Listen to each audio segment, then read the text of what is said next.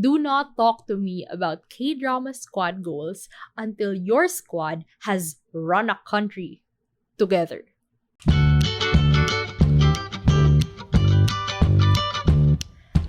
Good morning, good evening, and good day. I'm Francine, host of Dramabuds, and welcome to my podcast.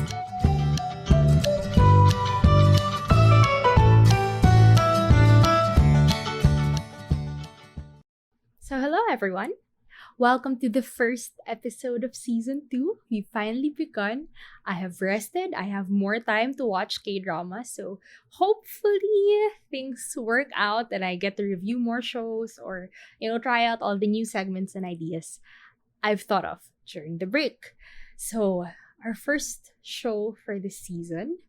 Oh man, it's been so long since I've binged a show the way I binged live. If you have not listened to my episode on that from the first season, oh man, I love that show so much. No one has watched it. I swear, I feel like I'm screaming into a void every time I talk about live, but I really do love it so much. So yeah, it's been a while since I've binged a show.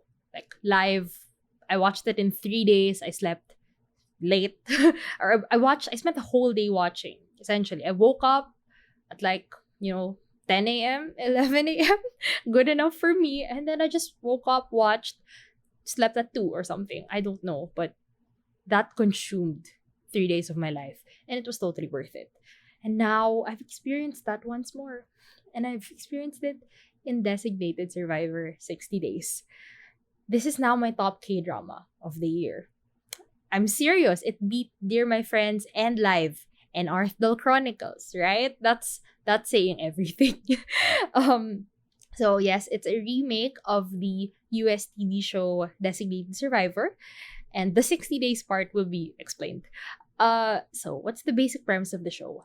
An explosion kills the president of South Korea, the cabinet, many other government officials, leaving Park Moo-jin, the Minister of Environment, to be the acting president of the country until they hold special election 60 days later.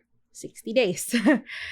Just a disclaimer before we begin. There will be very minimal descriptions because I feel like if I start, discussing one aspect, I won't stop, and then, I'll just spoil the entire show.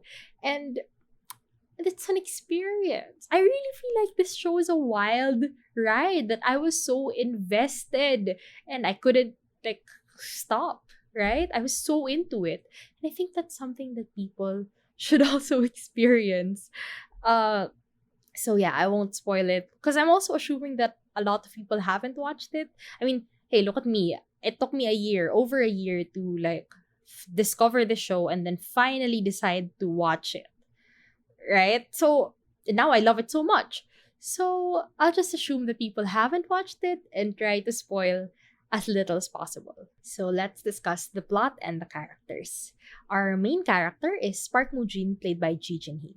So he's a KAIST professor. I don't know what KAIST stands for, but it's the Science and Technology Institute.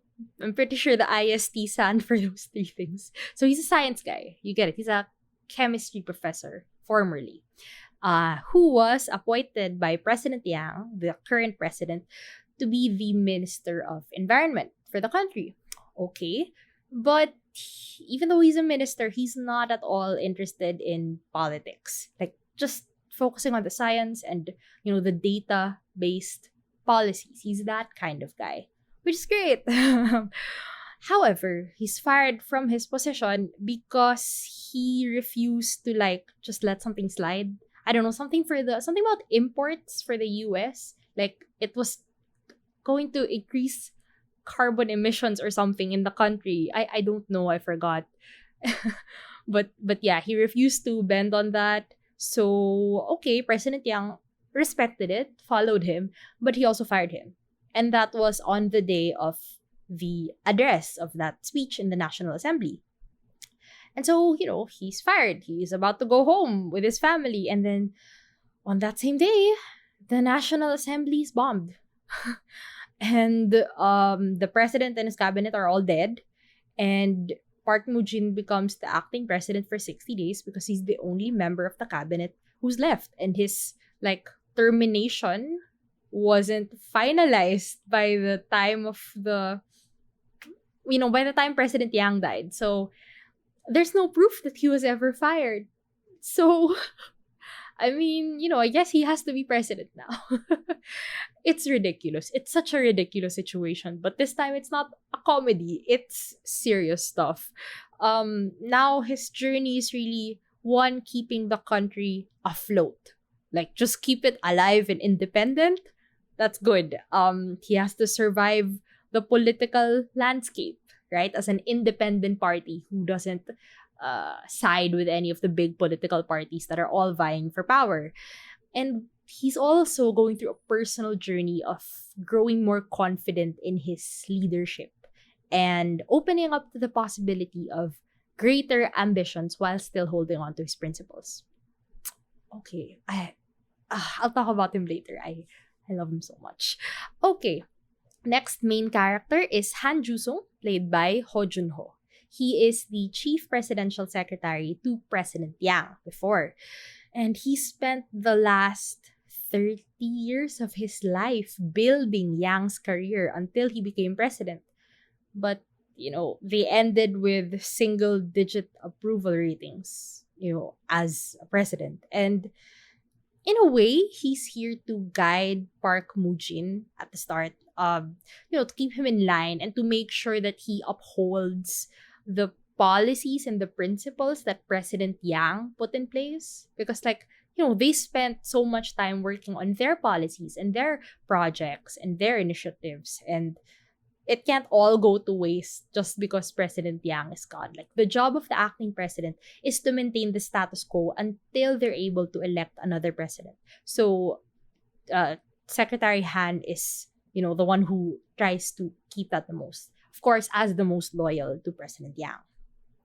Next main character is Han Na-kyung, played by Kang Hana. So she's an NIS terrorism task force agent. And she's assigned to figure out who's behind the bombing of the National Assembly. She's also engaged to another NIS agent, her mentor. But they found out that he died in the blast. Like, they discovered his phone. Spoiler alert. Minor spoiler alert. I think this is like an episode 2 or maybe episode 1. But she finds his phone in the debris, right? That's how they find out that he's even there in the blast. But in his phone, there is a simulation video showing how the National Assembly will fall when it's blown up at a certain spot. So that's exactly what happened in the bombing. So you start to wonder, why does he know? Is he a part of it? Or was he trying to stop it? Who knows? That's the mystery. Our next main character is Oh Young-sok, played by Lee Jun-hyuk. So spoilers, he'll be introduced in end of episode 3 to episode 4. So yeah, spoilers, whatever, what can we do? He's a main character. Okay, so he's formerly a Navy commander. He's kind of a war hero to the Navy, to his people, but he's like a sole survivor almost of that situation. Or I think only a few survived with him in that battle. And he has a grudge against the government because they kind of abandoned his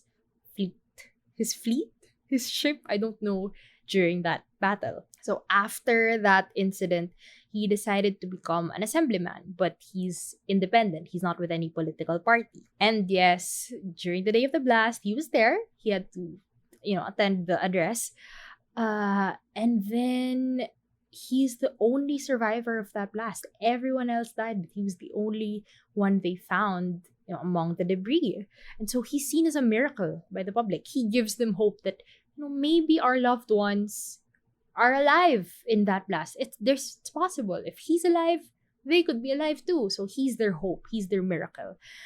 But also because of his popularity among the people, a lot of political parties and politicians are trying to take advantage of his popularity by recruiting him into their political parties and their agenda and all that. However, it seems like he has his own agenda. He has his own plans with, the status that he's gained. I don't know. I don't know. We'll see. We'll see what happens with him. And our last main character is Yoon Chan-kyung, played by Bae Jong-ok. So she's from the opposing political party as President Yang, the more conservative party, I think. On the day of the assembly, they boycotted the address. So they weren't at all, killed by the blast, obviously. However, that makes you think, it's so convenient that you decided to boycott on the day that, everyone was going to die. That's suspicious. um, anyway, now that it's Park Moo-jin's turn, she's constantly a foil to his plans, or at least what he has to do, because her political party is conservative. They are the opposing party, and they're against what President Yang was trying to do. So, Park Moo-jin tries to follow what Secretary Han will tell him to do, that this is what President Yang was planning to do with this. And, Yoon Chan-kyung is just doing her job as the opposing party. She's just standing up for her party's, stances and beliefs. But that means Park Moo-jin is constantly dealing with her opposition. Okay.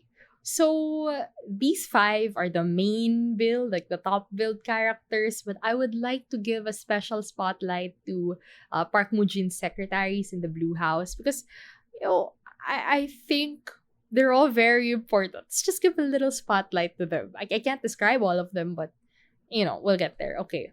So we have Cha Yong-jin, played by Son Soo-koo, the presidential office senior administrator to President Yang. We have Jong Soo-jung, played by Choi Yun-yong, who is the secretary of Park Moo-jin when he was still a minister, and she follows him when he becomes president. Kim Nam-wook, played by Lee Moo-seng, is the acting press secretary for Park Moo-jin, and Park Soo-kyo, played by Park Kun-rok, is the presidential office administrator. So, just this squad. Okay, I love him so much. He has more secretaries, yeah, but this is the main squad that really stays by his side and believes in him so much. So, love them. I would argue, actually, that Secretary Cha is a main character because of how vital he is to Park Moo-jin's story, I swear. And his growth, like, as a character. Like, what pushes Park Moo-jin to, start thinking of the future, start being more ambitious and confident and all that. But, it's what the billing says. So, he's a main character in my heart. So, what is good about this show? There's a lot that's good. I'll say that. First, I'd say the initial pacing of the show is so much better. At least just the pilot. At the very least, the pilot. It's better than the US version. Disclaimer, I have not actually watched the US version. Probably just the first few episodes, but I can't remember. That was years ago. So anyway, in 60 days, let's just call it 60 days. Within the first 5 minutes, maybe, you meet Park Moo-jin and his family. You find out about who he is as a person and his background. Like, you see him wearing a KAIST sweatshirt. So you know that he's a science guy. Okay, easy. And then you see the National Assembly get bombed.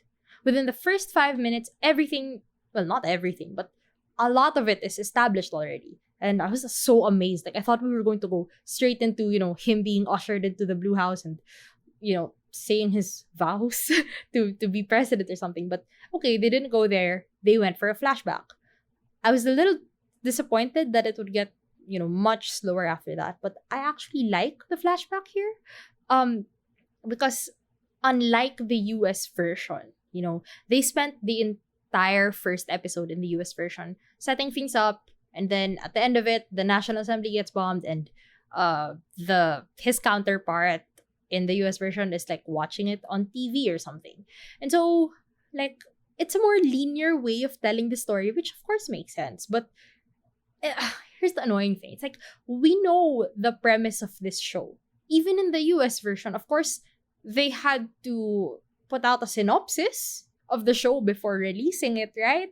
So we know that the assembly is gonna get bombed, or the capital is gonna get bombed, right? It's gonna get bombed, and then this guy is gonna step up. So let's just show the thing getting bombed immediately.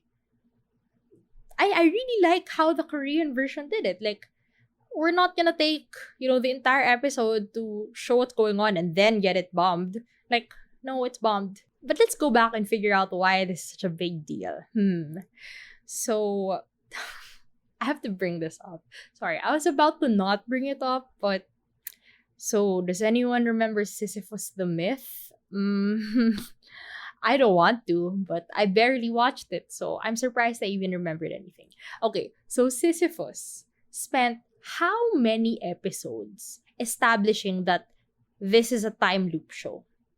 Before, or at least for Han Tae-sul, like before he realized that this is a time loop show. Because, like, we know it. It's in the premise, and we also see Sohei coming from the future and then going back to the past. So we know it. But Han Tae-sul takes so long, like being dragged around by Sohei and the plot and all that. It's kind of annoying at some point. Because it's like, dude, we've known since episode 1.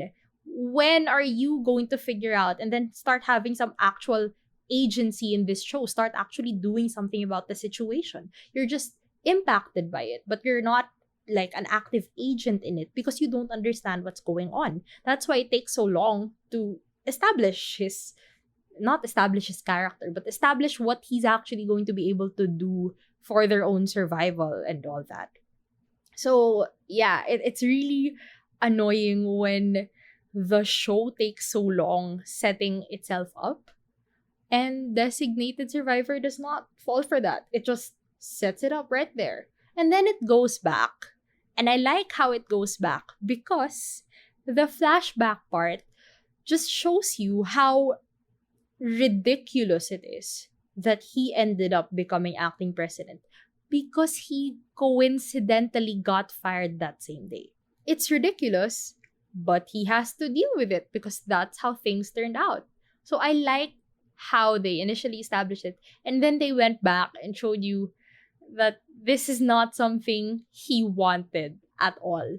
And then they established a lot of great characters, in that flashback. So, yeah, I really like how they set up the first episode. And in general, the whole pacing of the show, I love it so much. It's the type of show with episodic arcs, like similar to Hot Stove League. There's a problem of the week or problem of the episode, and then they still have this overarching story. And it makes sense that most of this takes place in the span of 60 days, or not even 60 days, 30 days. Because you know what? When you are the president of a country, so much can happen in 30 days. Like, really, you only get 16 episodes to tell a story. But like, sometimes the gap between 2 episodes is like a day. Or it's all within the same day. Because you know what? A lot of things happen when you're president of a country. And, even if it's like problem of the week episodic type, their overarching mystery and plot with the conspiracy behind the explosion and all that, it's being explored at just the right pace. Like, it's revealing enough, to keep me interested, of course, but not too much that it's already obvious and it's dragging it all out and you don't know, why can't we have ended this 4 episodes ago? But no, you really don't know what's going on completely until the very end. Like, I couldn't figure out who the real big bad was or if there was going to be another twist. But every time there's a twist in this show, it doesn't feel like, a ridiculous bait and switch just to keep the story going. It doesn't feel like that. It feels like, whoa, I didn't expect this to happen to that character or for them to, have decided to do this and all that. Like, the twists feel organic, and in a political show, honestly, trust no one. That's a good principle to go by. Don't trust anyone in a political show. Okay, I would like to now talk about how much I love Ji Jin Hee as Park Moo Jin. He is my poor meow meow. I don't even know how to describe. Like, I've never understood that phrase, but when I saw him, I was like, oh, he's my poor meow meow. My pure child who deserves none of this. He is possibly my favorite male protagonist after Jangure. Which, you know what? They're actually kind of similar. They are, fishes out of their water. um, but anyway, he is just the purest baby in the most stressful situation possible.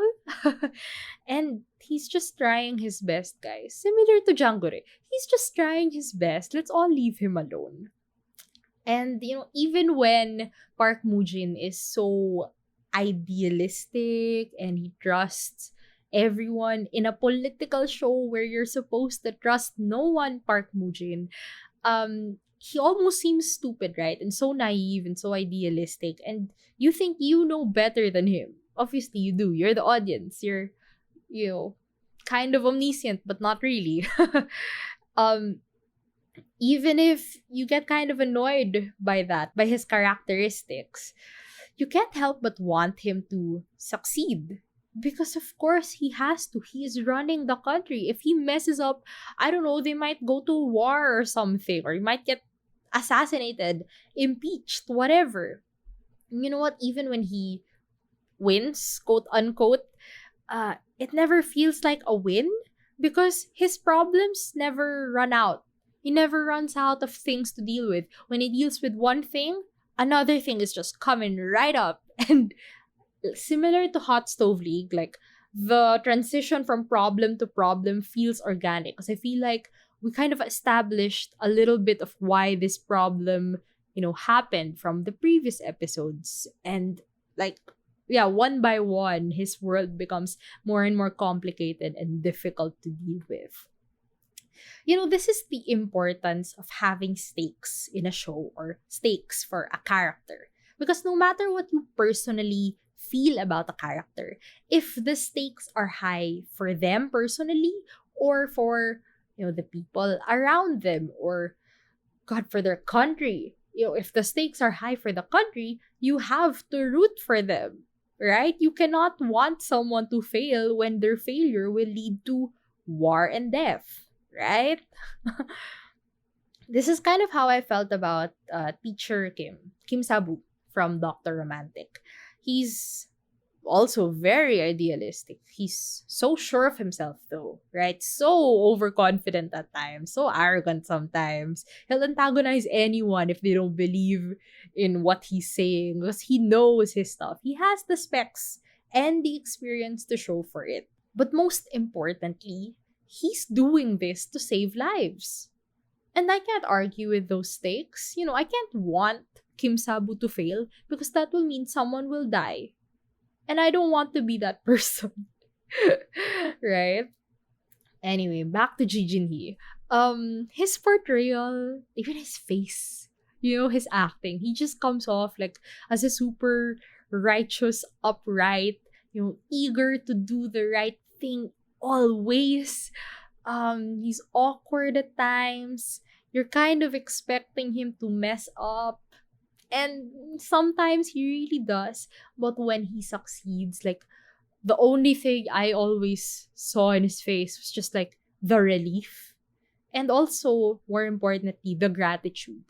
Like, he is able to portray like the gratitude of like, thank you everyone for helping me or helping the country achieve this.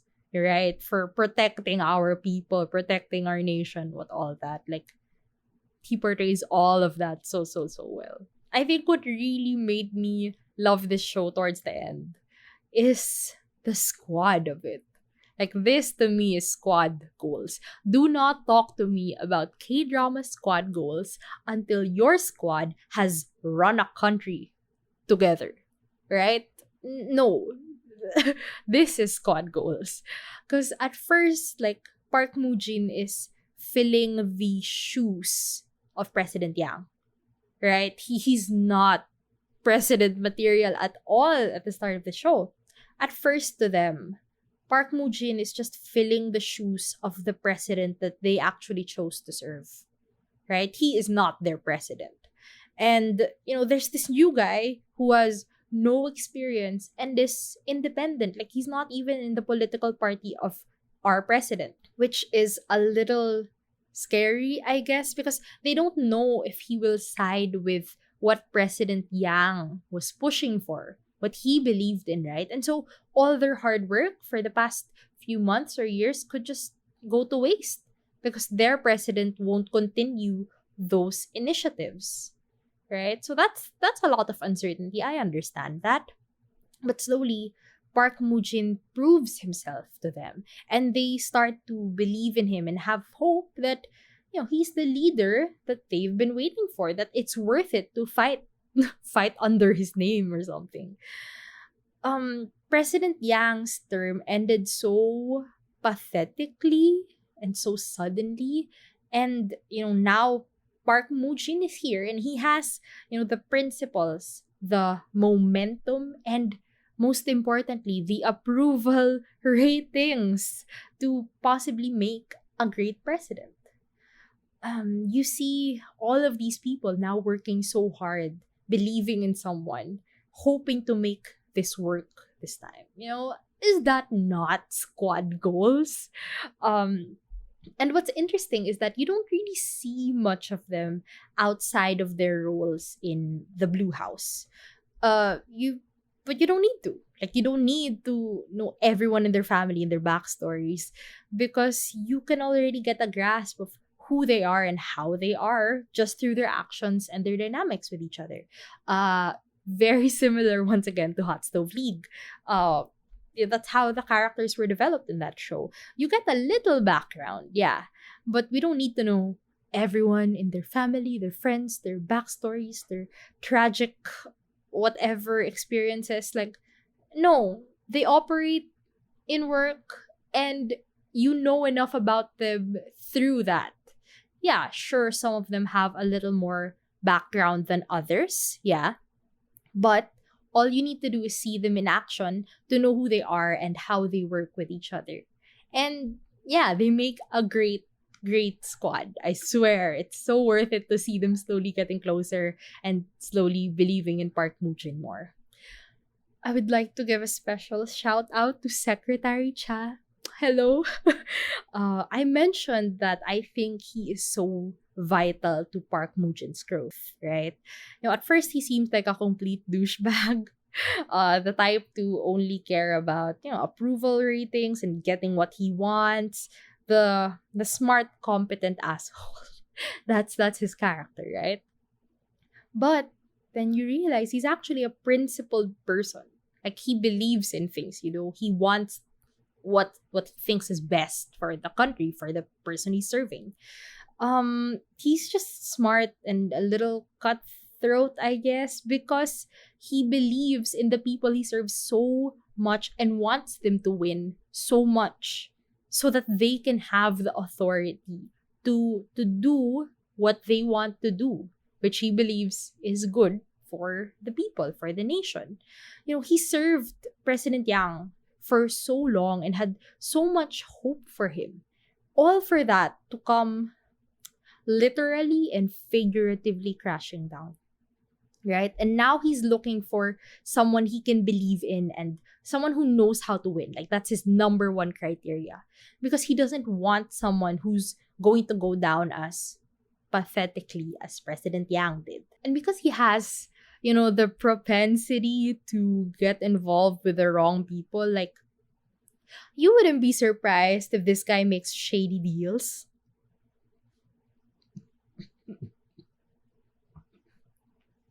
So at some point, I was afraid that his, like, headstrong nature, like the way he is, was actually a sign that he was involved with the wrong people and he wasn't supposed to be trusted. But I wanted to trust him so badly because I want to believe that he is a good person despite his exterior. I personally believe in you, Secretary Cha. Fangirl moment here. Secretary Cha is like my ideal type. He is perfect. The tough exterior, but deep inside, they're just so soft. I mean, soft-ish. You know what I mean? Like, all bark, no bite. You know who's similar to that? Jang Baeki from Missing, guys. I am if you have not listened to me talk about Kang Hanul as Jang Baeki in Missing, go check that episode out. Um, he's really everything to me. um, but comparing the two of them, Jang Baeki is less of a softie. He's not as nice or as good of a person, honestly, as Secretary Cha. But Secretary Cha is more bark and more bite. Like he's more aggressive than Baeki, who's just passive aggressive, the fakest person I know. But hey, I love them, so let me be. And aside from loving Secretary Cha, I don't know what happened, but I love Son Soo-koo so much. I don't know what to do with these feelings. He was so cute, and I did not expect that. Like, I think I mentioned in my favorite actors video that like I saw him in Be Melodramatic, and I thought, who the hell is this guy? And now it's like, oh my god, it's Son Soo-koo and John Yo Bin. But anyway, compose yourself. Okay, slight spoilers here. But there's going to be a minor love line between Secretary Cha and Secretary Jong Soo-jung. That's right. That's right. Um, brings me so much joy to talk about them. At first, they're kind of rivals for who's going to be Park Mujin's chief secretary. And then when they've settled into the roles, they know who's the chief secretary. No spoilers. That was a great arc. Now they're both so committed to Park Mujin. Like Soo-jung believes in President Park more on a personal level. Like they've known each other for longer. She really knows that he's a good person through and through. She wants him to stick to his principles and all that. Like she's that kind of supporter. While Yoongjin is still unsure if Park Moo-jin is the president that he is looking for, right? I mentioned he wants someone who's going to win, who knows how to win. But somewhere along the way, Secretary Cha starts to believe in him, thankfully. And now that they are both on the same side, now there's some flirting and signs of a possible relationship, if ever. And then at some point, Soo-jung is me. Like, she's starting to doubt Secretary Cha because of something she was investigating for President Park. And she doesn't want it to be true. Same, Soo-jung, same. But she has to report it because it's the right thing to do. If Cha Young-jin really can't be trusted, President Park has to know immediately. And you'd think like, whoa, it's over. She doesn't trust him. It's over between them. But Young-jin understands her. He knows that it's the right thing to do. He knows that he would have done the same thing if if he had doubts about her. And then, you just see like these are two good people who are on the same side. They're fighting for the same thing. And so, of course, they have kind of similar beliefs. And they have a great working relationship. So, like, why not? Why not make it happen, guys? It's such a minimal, quote-unquote, love line. And we get a few scenes every few episodes or so, but that's enough. That is enough to make me so, so, so happy. Last thing I really liked about the show was Kang Hana as Agent Tan. She's a little too competent. She's a little too invincible. She survives a little too many things that I don't think is realistic for anyone, but this come on, it's a K-drama. I'll let it slide. She has to survive. I root for her because she actually keeps the plot moving. Like, she's also at the center of a web of people that I actually started to care for and root for. The people she works with in the NIS and stuff.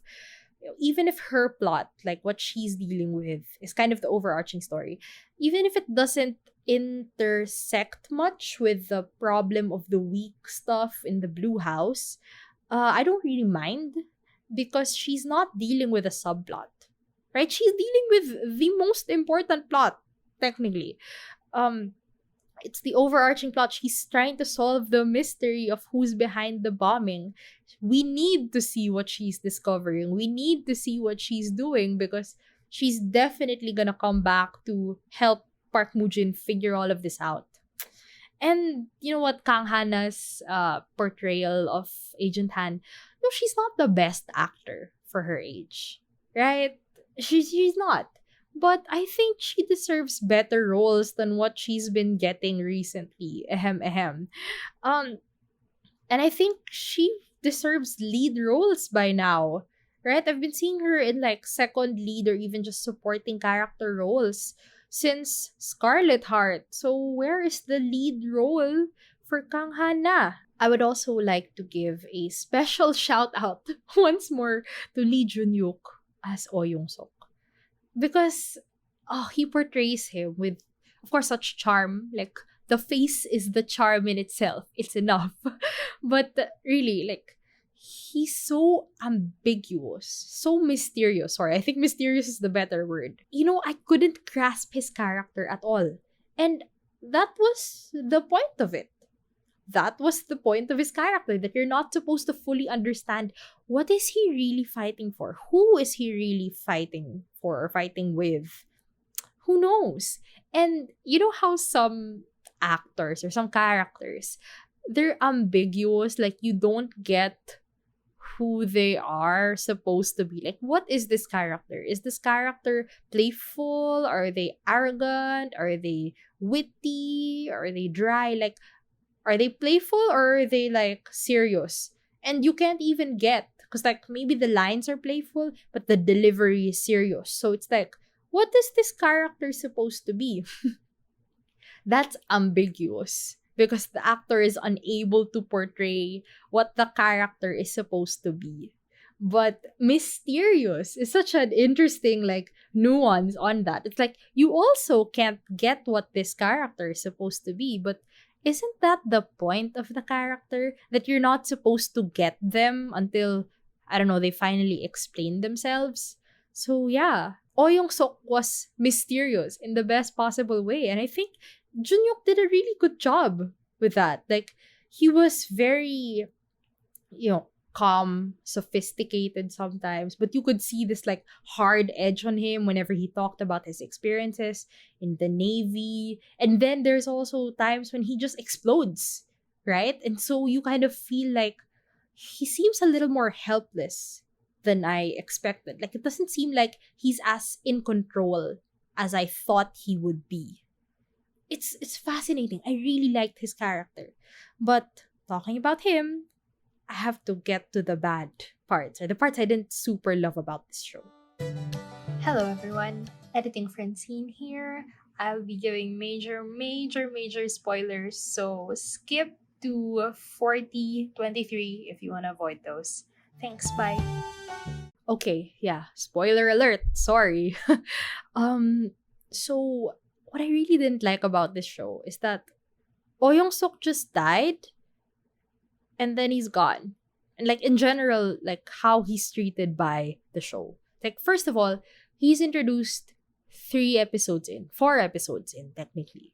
And then there are some episodes where he's not relevant to the problem of the week and the overarching plot doesn't move as much. So he barely gets any screen time. Like, okay, it's fine. I wouldn't force any screen time if he's not that relevant. And then he's built up, right, to be so popular among the people that he's seen as a miracle. They love him so much. They have so much hope in him. And then he's the leading presidential candidate at some point. And then he dies. And then it's as if he never existed.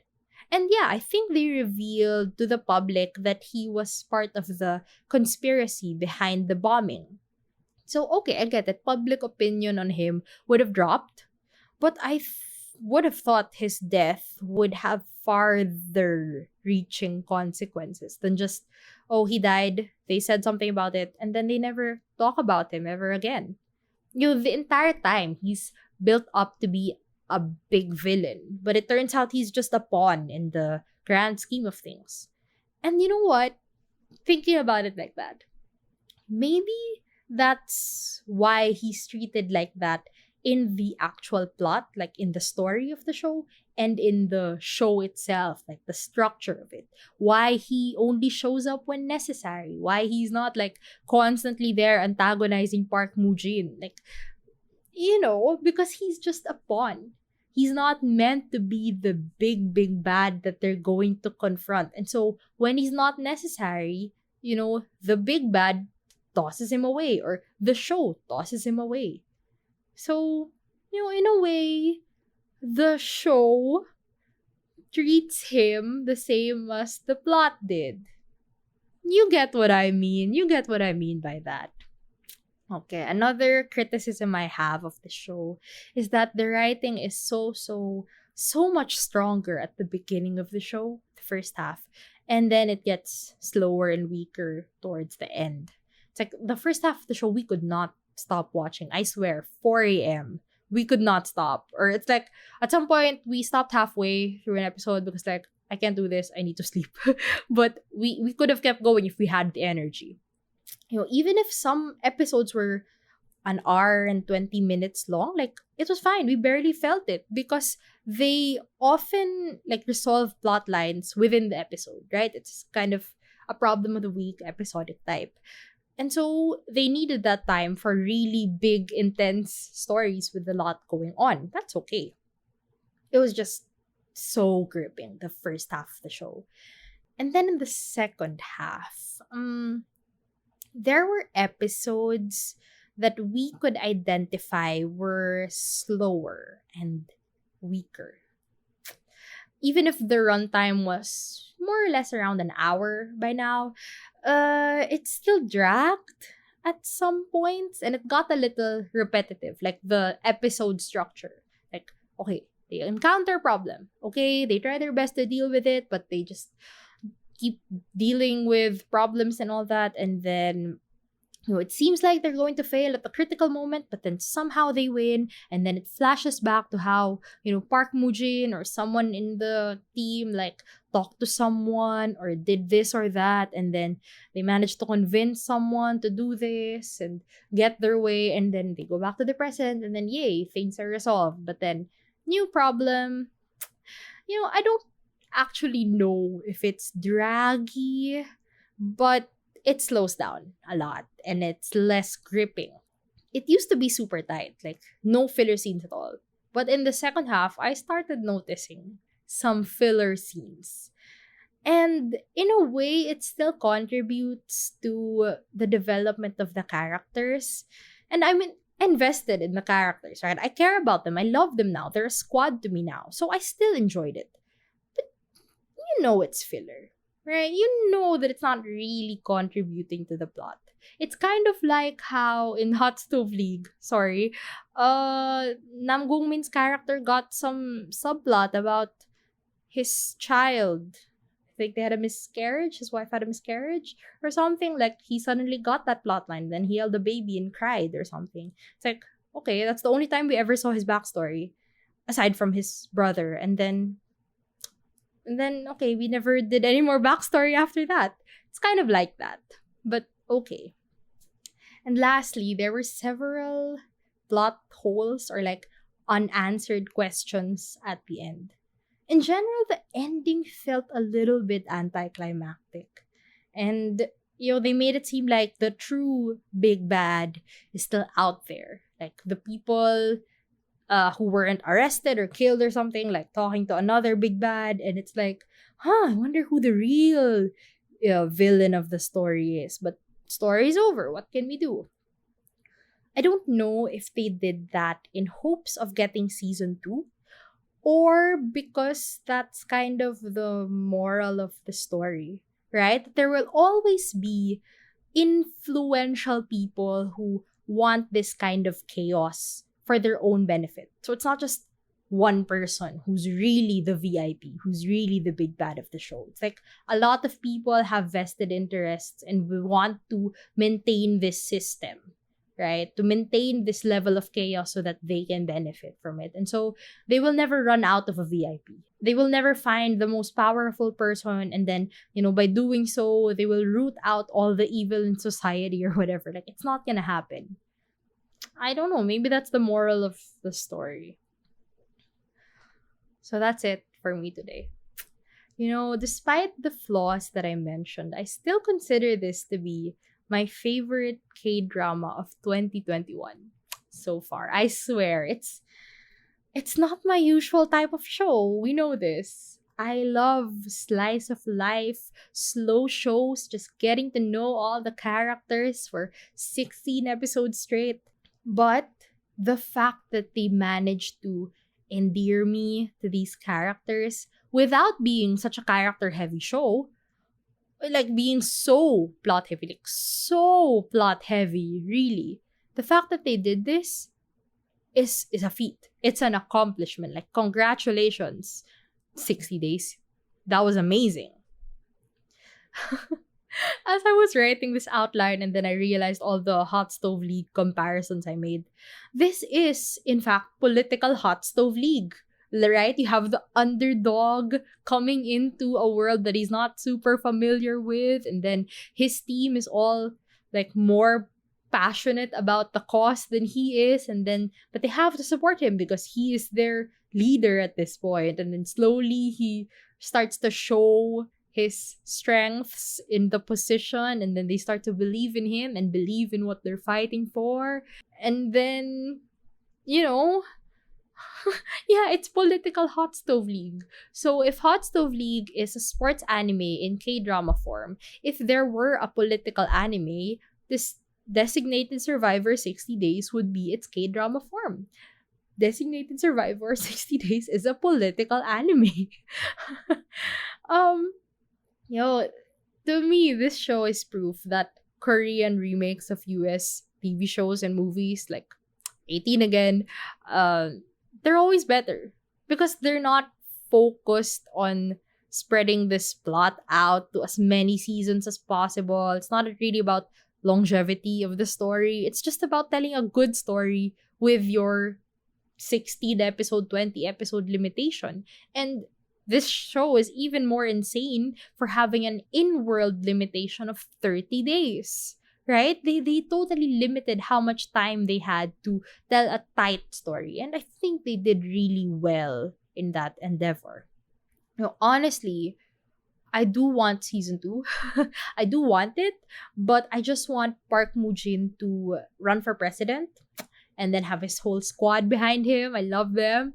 And then they're going to be his campaign team. And then it's going to be slice of life now. It's no more intense political conspiracies. It's just slice of life leaning comedy. And this is now Parks and Recreation Season 4, where Park Moo-jin is Leslie Knope. That is my dream for this show because I really do love these characters for some strange reason. Even if we barely got to know them, it feels like we know them so well. And that's it for me today. I hope you guys watch Designated Survivor 60 Days. It's really, really, really good. I wish more people watched it, or maybe they already did and I'm super late to the party. I am super late to the party, but it's a great show. Really. Despite its flaws, I think it was done so well. Well written in general. Very verbose. They say a lot of things, but you can keep up. It's fine. If I could keep up, you could keep up. So yeah, that is it for me today. Thank you for listening. Looking forward to more episodes of Dramabuds in season 2. Different shows, different segments, trying new things out. And yeah, thank you, and I'll see you soon. Thanks for tuning in. Feel free to leave a comment, like, subscribe, follow, and tell me what you thought about today's episode. See you soon!